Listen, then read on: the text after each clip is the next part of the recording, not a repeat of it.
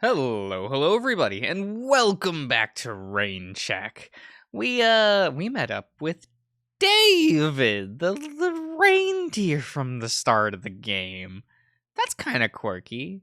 It's nice to see him back. I think he's pretty fun. We're looking for a Javier. We're gonna call him on that cell phone thingy. Pulling out my phone, I attempt to reach Javier through proxy contact. Yes. The line connects after a few rings. Where the hell are you guys? Hey, Javier. Ro and I are still outside the storage room. What? What are you guys... Wait, are you guys insane? What happened? The person inside was David, and we'll be checking out the attempted robbery site now. Huh? David? Who the hell is David? You mean the one from Nodal Vision? Yeah. Rao taps my shoulder, motioning me to pass the phone to him, which I do. Come back. We don't have all day. He ends the call and hands back my phone, to which I eye back at the wolf incredulously. Oh, are we waiting for another person? Yeah, they just left, for the bathroom. Okay. Wait, David briefly pulls out his phone, only to put it away immediately. Oh, I almost forgot my manners. The deer pivots towards Ro and offers a whoa music. Okay. I love this expression on Ro. He's just what an uncomfortable pupper. The deer pivots towards Ro and offers a slightly awkward wave, and that's coming from me. So Theo knows. He's slightly taller than Javier, but still short compared to us. Nice to meet you. No, likewise. Theodore helped me take some incredible photos of the Grand Marine Gardens earlier. He's such an amazing gardener. Or would it be a florist? Or was that a vegan? Whatever. He told me so much about plants. Is that so? Oh, it's really nothing. Nonsense! Everyone kept ignoring me, but you didn't. I can see why. Ro gives me a cheeky smile as I glance over at him in surprise. Fortunately, David remains oblivious to our exchange. David's eyes light up unexpectedly as he studies Ro, hitting at the startling revelation. I have a bad feeling about this. Wow, I just realized how muscular and toned you are. You must work out a lot and be super strong. Hey, Theodore, he isn't saying much. Is he shy? I muster a forced chuckle, aiming to diffuse the growing tension. No. Well, okay then. No need to be shy, mister. He playfully nudges Ro with an elbow and flashes a broad grin. Ahem. Oh no. Maybe I should change the subject? Oh, so, say, David, while we wait for our friend to return, do you know why there's no security around? I just find it really strange. I agree. I found it odd earlier that there was no resistance. The reindeer ponders for a moment before voicing his thoughts. Maybe it's because of what happened by the pool earlier. I don't know. Pool? You know, the pool in the Grand Marine. Is it is it that pool? You know which one I'm talking about. The visual novel pool that was in all those, you know, from the early 2000s and such. Yes. What happened? I don't know. I was playing on my phone when my secretary told me about it, but I wasn't really paying attention. All I know is that they told me there was a big scene happening by the pool. There were a lot of police cars outside the hotel early this morning, though. Did someone, drown or something? I don't know. Sounds like we missed it when we were out earlier. I'll let Javier know about this later. What do I need to know? That we've been standing here waiting for you. Took you long enough. Heh. I'll have you know, I treat our job seriously. When I run, I run. Javier walks down the hall towards us before stopping and staring at David. Right. So this is the rich kid. You know, I thought you'd be a lot taller in person, like your father. I get that a lot. Remind me why we're still here. Ro nods and nods subtly towards the reindeer, his gaze unwavering. David wants us to accompany him to the storage room. Yeah, I think it'd be fun to have some company. Also, after going inside, I don't think I can reach some parts of the shelves myself. It sucks being so short sometimes. How relatable. All right, let's head inside then. Hooray! Hooray, just like, yeah! Jump in the air. David takes out a small black key and unlocks the door. Apparently, he needs to apply a considerable amount of effort to open it. Ro really made that door look easy. As we venture back in, the stale air prickles my nostrils once more, but I manage to endure it this time. Following David through the maze of shelves, his gaze fixed forward. It's clear he knows exactly where he's needed. Ro briefs, that's what that says, Javier about the pool incident when I strain to examine the dim-lit surroundings more closely. Oh, excuse me.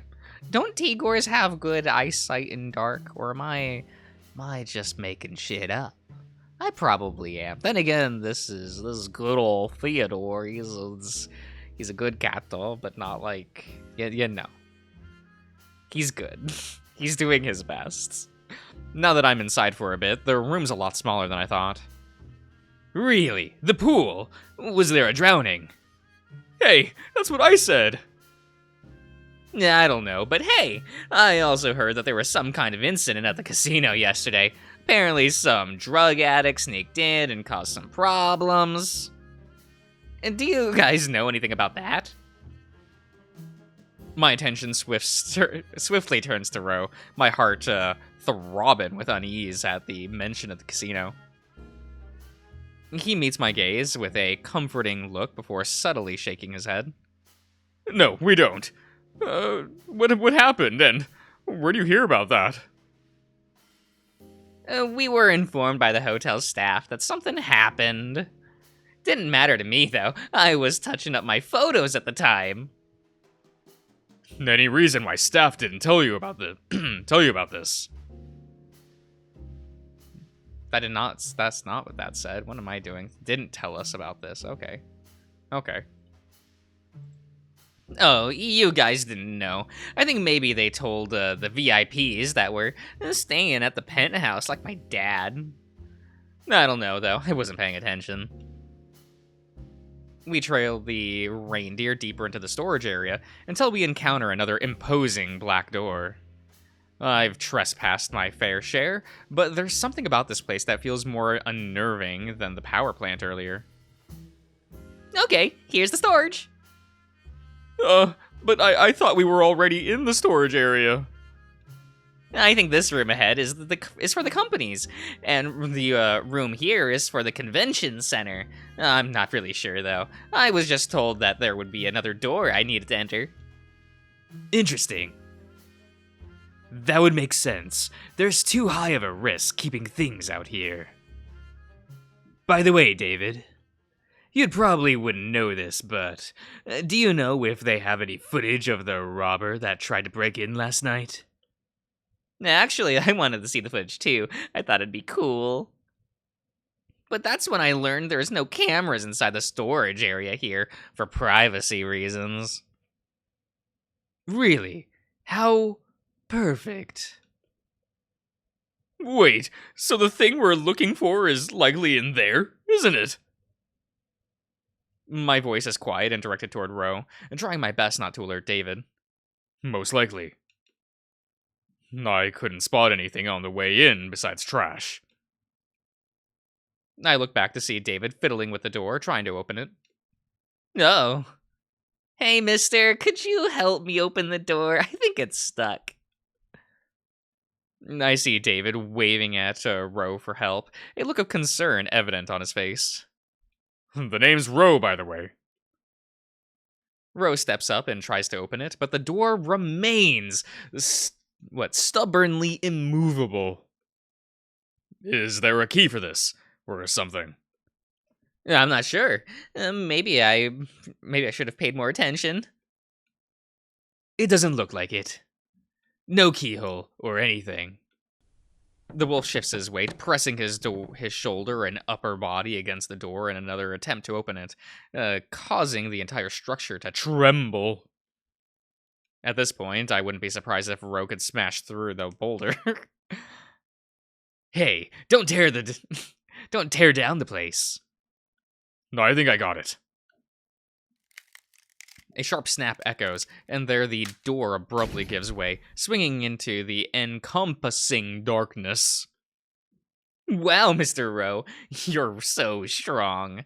Would you be interested in taking some photos later for my magazine, or, maybe an interview? I already know the perfect headline. Ro the Wolf smashes all. Absolutely not. Oh. David chuckles as he enters the newly accessible room as I notice Javier glancing at him. Such flamboyant and energetic behavior. He wouldn't last one day back where I'm from. He wouldn't last 1 minute with me. At least he means well, right? I give a short, forced laugh, but the two just stare at me. Just keep moving. Oh, can't see shit, senpai. Stepping inside, I'm instantly struck by the comparative chill. Feels like I'm in one of those walk-in freezers at a grocery store. Good, it's empty. Is it just me, or is it freezing in here? It's just you. Huh? Found the light switch. No, excuse me. Found the light switch. The sudden burst of light in the room momentarily blinds me. Whoa, this place is huge. We should spread out and look around. I glance around to find Javier by the entrance, eye scanning the room from his vantage point, his paws idly fiddling with his bit flipper. I'll be staying out here. If you guys find anything, let me know. Ro comes into sight, clutching a broken 2x4? Oh, like a plank of wood. Okay. Well, that explains the sound. Look at this joke. Whoever put this here didn't want us in, but they sure did a shitty job. Jesus, you are strong, Mr. Ro. My impersonation of David catches Ro by surprise, leaving him momentarily flustered. Stop. I don't need another reindeer to deal with. What? It's true, though. You just snapped that plank like a toothpick. My gaze shifts from Ro to the rest of the room, and noting the sudden hush. Speaking of David, where is he? David? I call out, my line of sight hindered by the cluttered shelves and scattered equipment. Just as I'm prepared to call out again, I catch his voice faintly from afar. Hey, Theodore! I'm back here! You guys should, come take a look at this. Ro and I share a glance of intrigue before quickening our pace towards the direction of his voice. From the way he's shouting, something tells me he found something big. Hey guys, look! The reindeer points to another door, wrapped clumsily in caution tape, reminiscent of a poorly packaged gift. More doors! This place is huge! Oh, sorry. More doors? This place is huge! Storage units 004, huh? Ro points to the door tag on the side as David approaches the tape. What a lad. The reindeer takes out his phone and snaps a couple of photos. How mysterious. Maybe I should start a new catalog for creepy photos like this. I'll call it the Mystery Door. Oh god. David, who owns Unit 004? I'm not sure, but I can tell you it's not Nodal Visions. We're over, we're 011 over there. Ro steps forward, pulling back the tape just enough to reveal the door behind. How strange. What is it? Come. You can't just ask Theo to come like that. Come on, Ro. David and I step behind Ro and carefully peer over the crack in the tape. For some reason, I anticipated a hole in the door or a blood stain, yet there is nothing at all. Oh, I see a door, but it looks normal, though. There goes my catalog idea. Hey, it's just a couple of locks over the door. Exactly. Wasn't there an attempted robbery? Yet, there's no security anywhere, nor any signs of damage on this door. How is it an attempted robbery if there wasn't even an attempt? Wait, you're right. I was expecting some kind of damage, but it's just tape, wrapped poorly at that. Something feels off. Oh, the mystery thickens. I like where this is going. I get too much of a kick out of this. The reindeer snaps a few more pictures, as if his life depends on it, and examines the door with greater scrutiny. This is going in my magazine for sure. Rose swiftly strides over and examines an adjacent unit before conducting a brief inspection of the other door in the area. It's almost as if Ro is acting like a prison guard, the way he patrols the door, or maybe a burglar. All the locks look identical. So you're saying there was never a break-in? Not necessarily, but things aren't adding up. Think about it. Think about it. First, Dust informed us that the robber couldn't get past the locks, but upon inspection, it's clear no attempt was attempted. No tampering was attempted. Not attempt attempted. Tampering was it. No tampering was attempted. Oh, It's fine, guys. second, why was the entrance here barred off? Look around us. This place is filled with large equipment in boxes. It was probably transported in through the roll-up door over there. He motions towards the opposite side of the wall, pointing to a spacious area that appears to be intended for trucks loading and unloading. Lastly, why the fuck isn't there security anywhere? I understood what David said, but it's absurd there's nobody around. Now that you mention it, we didn't run into anyone back there. Well, besides David. Oh, I love a good mystery. Let me see if I can help. No, you really don't have to, David. You've done enough already. But this looks so fun. Dad always wanted me to be a detective. Or was it a lawyer? Oh, this isn't really a game, though. David, remind us again. You said there's no cameras in here. Nope. So it's only the entrance in the hall, then. Maybe also outside the loading zone back there, but that's just a guess. You know, I was never the smartest when it came to this stuff, but wow, Mr. Rowe is... but what Mr. Rowe was saying makes sense. We all fall silent as we stare at the yellow tape in front of us, as we try to digest what this could all mean. David suddenly springs to life, his eyes lighting up with a spark of realization as he gazes at us. Actually, give me 1 second. I think I know how to help. Zoom! The reindeer gives us an enthusiastic nod before running back out. Wait! Finally! Some peace and quiet. I wonder what he's up to. Becoming a lawyer, like what his dad always wanted. Well, in any case, there's still a couple of things really annoying me. Huh? What's that? First, there's no cameras here. But there still might be hidden ones, and I can't check with my phone being dead. Oh crap, you're right. Maybe Javier can check for us. I suppose. But more importantly, how did they know there was an attempted robbery, especially when none of the locks were damaged? And by they, I mean whoever first discovered the scene. Maybe it was the staff that walked in on it and replaced the locks after seeing the damage. You think so? That seems unlikely.